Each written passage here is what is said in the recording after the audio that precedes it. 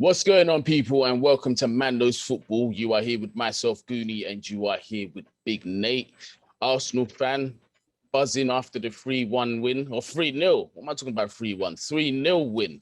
Clean sheet. I was telling Nate, you got nothing to worry about. It's going to be a formality for you guys. 3 points on the sheet, and you guys did that. So, Nate, how are you feeling after yesterday's game? I don't know about buzzing, man. That was expected. I think, what did I say? 3-0, 3-1, something like that. So yeah, you did say, to be fair, you did say 3-1. You said 3-1.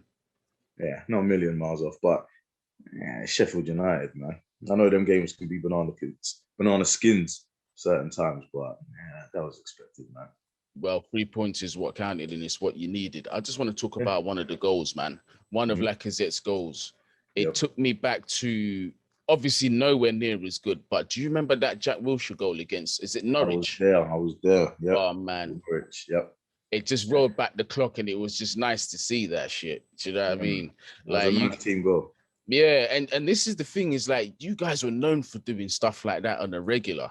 Do you know what I mean? That was just normal stuff to you. So just like for me, for even me to see, it was just like good for like nostalgic reasons. But like watching the game though, because I watched the first half, most of the first half, and I wasn't too impressed. It was quite a cagey affair, if you ask me. But Arsenal did do well to break them down at the end of it. Couple good plays in there, couple good performances. Who would you say was your man of the match for the game? Boy, I mean, naturally you'd want to say, oh yeah, Martinelli. I think that's one of the best games that Partey has had in an Arsenal shirt. Again, the opposition wasn't the greatest, but he had a solid game, man. Obviously Martinelli, which everyone's been clamoring for the longest. He come in, he done well. Yeah, I think, yeah, obviously Lacazette, he had a decent game as well. Obviously, a couple goals. We need some more of that on Thursday, to be honest. But yeah, I'd say Ceballos in the number 10 role. He was good as well, man. But he was and he's one of the players that I've been criticizing massively, Ceballos. I've been saying to a lot of Arsenal fans, avoid at all costs. If there's one player that you should really be putting money into, it's Odegaard. Yeah, that's a fact. But, you know what it is with Ceballos? Last season, obviously, we made him on the first load. People got gassed, obviously, because of that first game at home against Burnley, innit? Yeah. And then he kind of just tailed off. And then towards the back end of the season, when we slapped you, man, in the FA Cup final, you know what I mean? Them last couple of games, like, he obviously earned that second stint on loan this season. And it might go that same way again, man. He's not at the greatest of seasons. Let's hope that he can build on that yesterday, innit? But he had a good game. But yeah, I'll just give it to Martinelli, man, just for sentimental reasons, innit?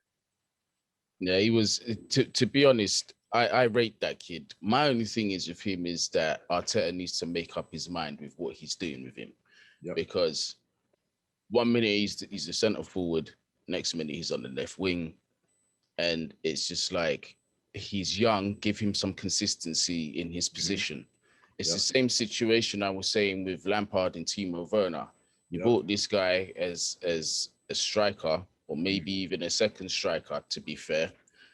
But then you're putting him out on the right wing, you're putting him out on the left wing, you're putting him in attacking mid. You got to give these kids consistency if you want them to perform.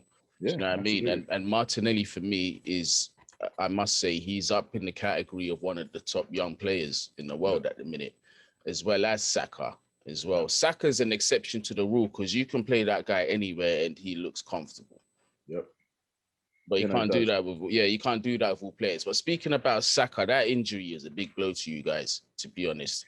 You know what? It's bad enough, obviously, with Tierney out, it looks like, for the rest of the season. If we've got any extended time, and, you know, not even extended, because we'd need him for Thursday, to be honest. Let's hope. I know he wasn't in a boot when he left the stadium yesterday. I saw like some pictures or whatnot of him walking out. So let's just hope it was more precaution than actually, okay, you're going to be out for X amount of weeks, because we can't really afford to lose him, man. We can't afford to lose him. When he's in that team, you see the difference. And when he's not, you see the difference. So yeah, let's hope it ain't nothing too serious. I hope not as well. It's never good to see any player receive any kind of injury. So speedy recovery to Saka and to whoever else is injured out there. Do you know what I mean? But honestly, the game yesterday. Honestly, I'm going to speak honestly. Like, I saw most of the first half and I saw the highlights of the second because it was just a mad day for me yesterday. But my thing is with you guys is consistency. Consistency, man. Because you guys have got it there, and it's like I said in the previous video. I'm gonna chop up, guys. For you that don't know, I done a previous interview with Nate. I'm gonna chop it up and put it in this one. But like, it's like what we were saying. I personally feel with the squad that you have, obviously you've been hit with injuries, but the squad I see is better than 10th place. Yeah. It goes back to what I said the other day, though. The squad is better than 10th place, but the league table don't lie, man. Yeah. And like I said, Arteta, he chops and changes. You know, you can't really get that consistent, like the back four changes every week, like the friggin' midfield. Like, you can't get that continuity if, you know what I mean, every week it's a different pairing. And and I say, it goes back to what I said the other day. I'll give him another season, and he's got to fix up, because we're 9th now, but it's still not good enough, man. It's not good enough. No, 100%. So your next big game is Prague on Thursday, right? Is it Thursday or Friday? Yes, Thursday. Yeah, Thursday. Yep.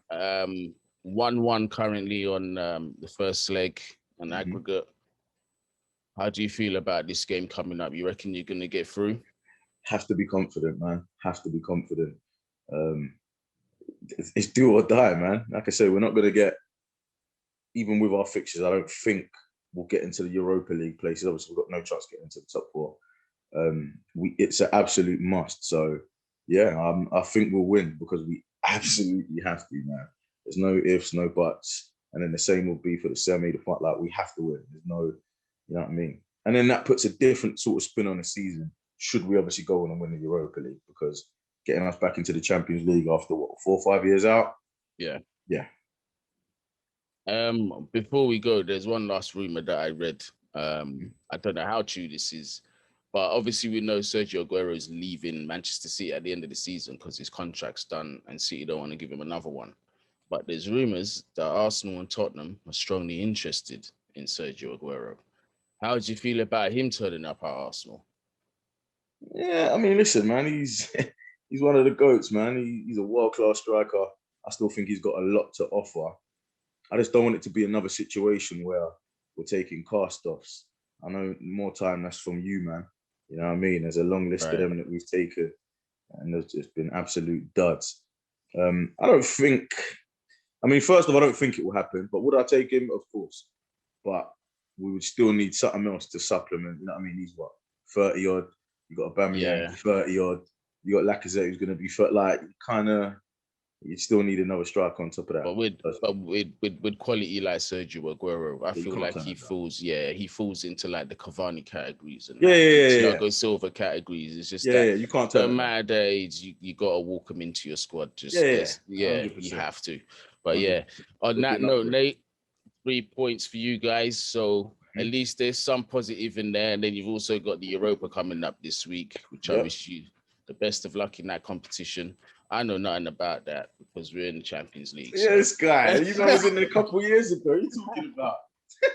What are you on about, man? This guy. Yeah. All right, man. But Nate, thank you very much. I really appreciate that. We should be seeing you soon. Hopefully, I might get an interview before the Slavia Prague game this week if you've got some time. Remember, the pubs are back open now, innit? So, boy. Listen. Catch me if you can. Listen. Even if I've got to get you live on Zoom on your phone, I'll do an interview with you and Amanda in the bar. I'd love that. In fact, if you got all your Arsenal fans in the bar and that, get them all in the picture. Do you know what I mean? Let's build the atmosphere. You get me? But Nate, thank you very much, guys. Before you go, like, share, subscribe, all of that good stuff. Man Knows Football here with Guni, here with Nate. Guys, be safe. Bless, man.